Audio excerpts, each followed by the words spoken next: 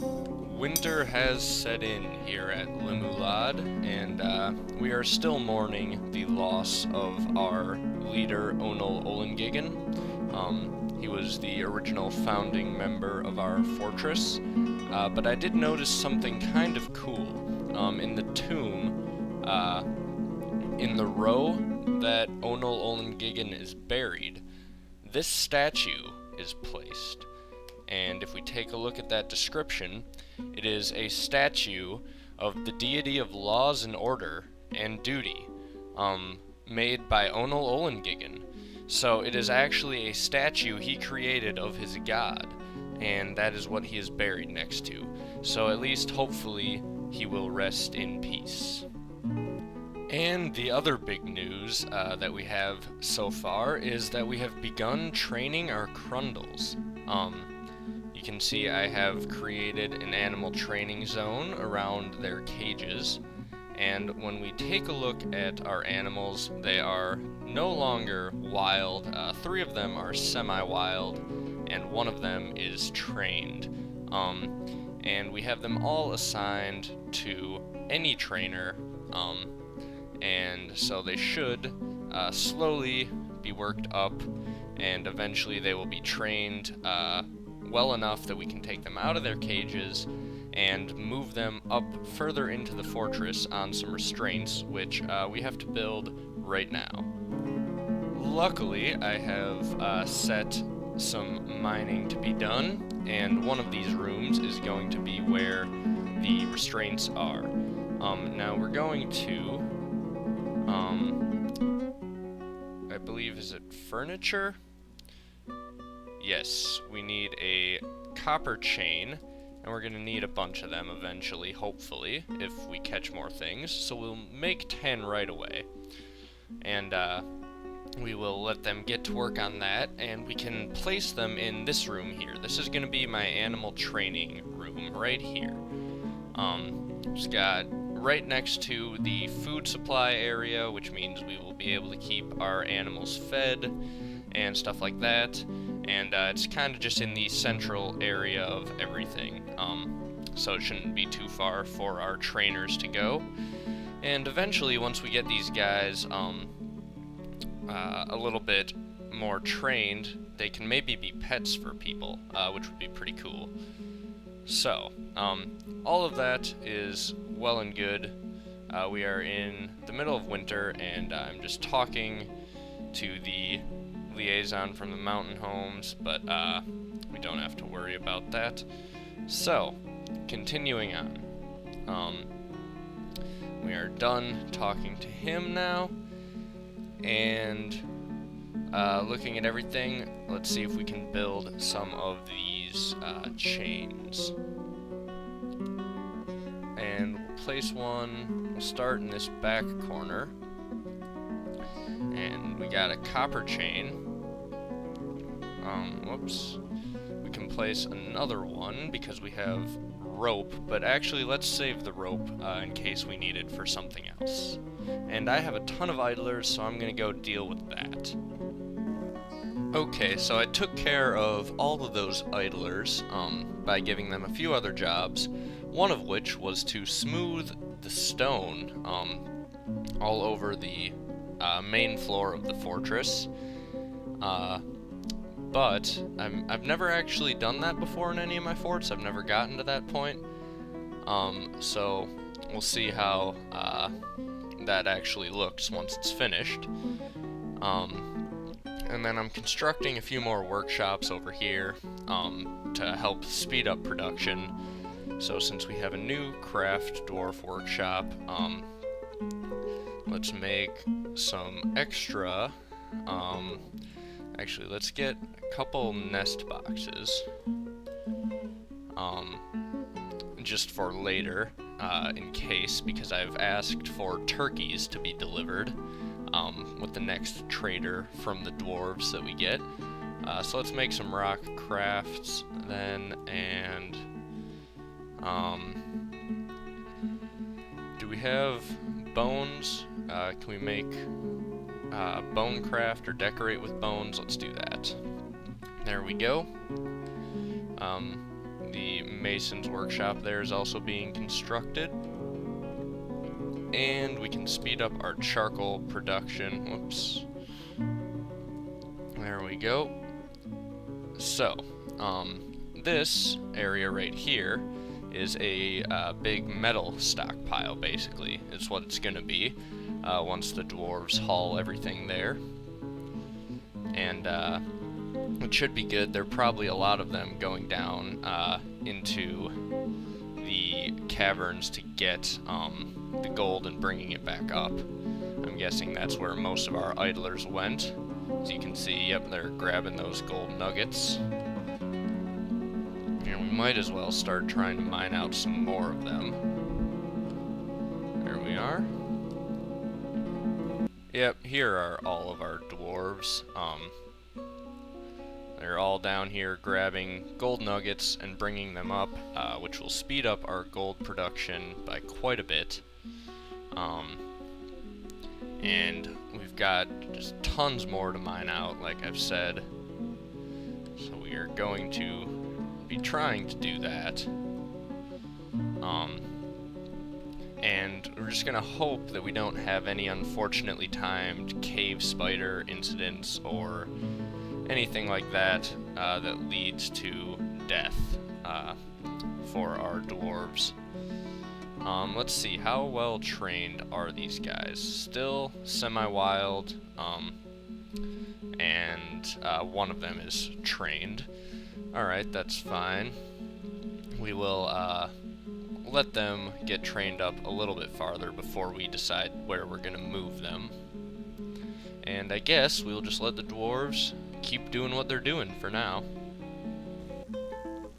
Okay, well, we are currently out of wood somehow, so we are going to be chopping down a bunch more of that because we are also out of coal, which means no more smelting and no more making things out of metal. But we have begun the process of smoothing or making smooth stone walls out of everything, which should be very nice. It should look really, really good. Oh, and we have had another dwarven child born, which is always a good thing. But everyone seems to be working pretty much at full speed. Our drink supply is slightly low. So let's set them to brew more drinks. In fact, I could maybe build another still somewhere. I think it's about time we expand our brewing industry a little bit, so let's put one right here. And there we are. So we'll build a second still, and uh-oh, our stone crafter has been found dead. That's not good. What is going on? Is there some sort of creature in the caverns that's attacking?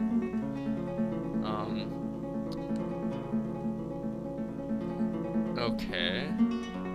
There is blood on the ground here, but I don't know exactly what's happened. That could be old as well. But anyway, one of our dwarves has been killed. Here's the body. Let's see. What do we have in the reports?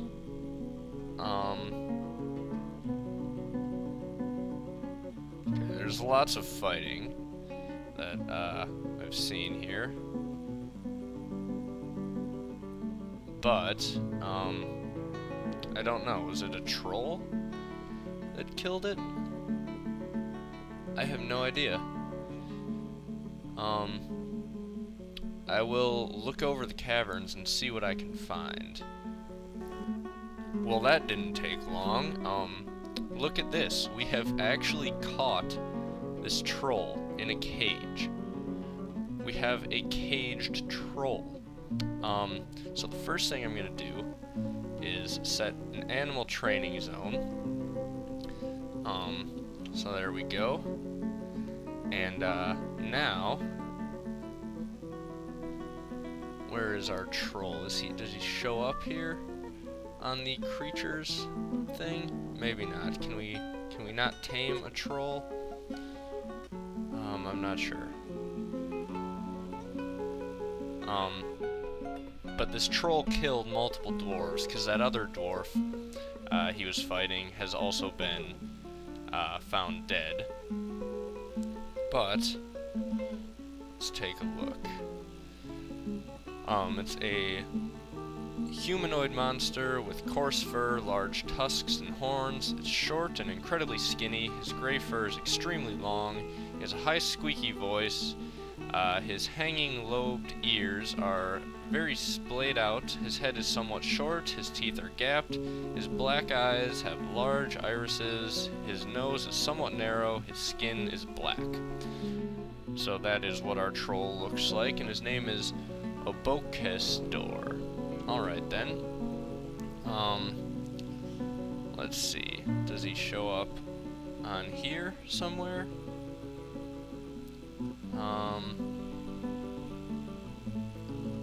Oh, here we go. A wild animal caged. Now, can we, I gotta figure out if I can tame this guy. After looking quickly, no, we cannot, tame this troll, or really do much with it, from what I can see, so, we'll figure that out, at a later date, but, for right now, we're just happy that, our troll is in a cage and not killing people anymore. We have lost 2 dwarves to it, and they will both be buried in the tomb, probably by now. As we go and take a look here. Yep, we have at least one of them, nope, both of them, are buried here in the tomb, and they have slabs being engraved as we speak. Okay, so, yeah, both of our dwarves have been placed in the tomb, and they are all 3 right in a row there, and they are having memorial slabs engraved as we speak. We are also fixing up the walls here as we speak, and what has happened here? Our glassmaker has withdrawn from society. Alright then, I wonder what that means. Okay, it's a strange mood. But he doesn't have the right workshop, it looks like, perhaps? Let's see, what workshops do we not have built? There's not many. A dyer's shop, maybe? We can't actually build that. Ashery? No, can't build that either. Well, let's hope that he figures his stuff out here. He's very secretive as well, so that doesn't help. I'm gonna see if I can figure out how to make him happy. Uh-oh, we have had a, first of all, a Crundle forgot its training and has reverted to a wild state. 2 of them have, actually. And one of them apparently has died. It's been missing for a week. So, I don't know where it is. We still haven't figured out what our guy wants, but we have assigned a specific trainer to the Crundles. Now you can see they are back down here and not tame. One of them is still semi-wild. So all 3 of them have been assigned a trainer who has no other jobs now besides animal care and animal training. So hopefully he will get that situation fixed very quickly. The other thing I should mention is look at who we have visiting right here in the middle of our screen there. It is a plump helmet man. These guys are basically, reading their description, made of plump helmets, and dwarves think they are delicious and basically try to eat them and cook them. But they are generally considered to be beloved creatures by most of the world. So, there we go. We have 3 plump helmet men somewhere on the map, but I just figured since I found this one, I would show it to you. So, that is a plump helmet man. Okay, we have reached spring. If we take a look at our top right corner here, it is now early spring of 253, and I believe that means we have survived 2 years at Limulod. We've done it so far. Only a few deaths, so everything's going decently well. As we head back up to the surface, everything's still frozen out here, but it is early spring, so hopefully that will be taken care of quickly, and hopefully we'll get some trade caravans coming in pretty soon, and we can trade for a bunch of random stuff with all of the gold that we have. And they are still making everything look nice, smoothing out all the walls and stuff in the fort. But that will probably continue for quite a while, but afterwards everything should look much nicer. So, I guess we'll just hope that everything continues to go well, and I will see you all next time.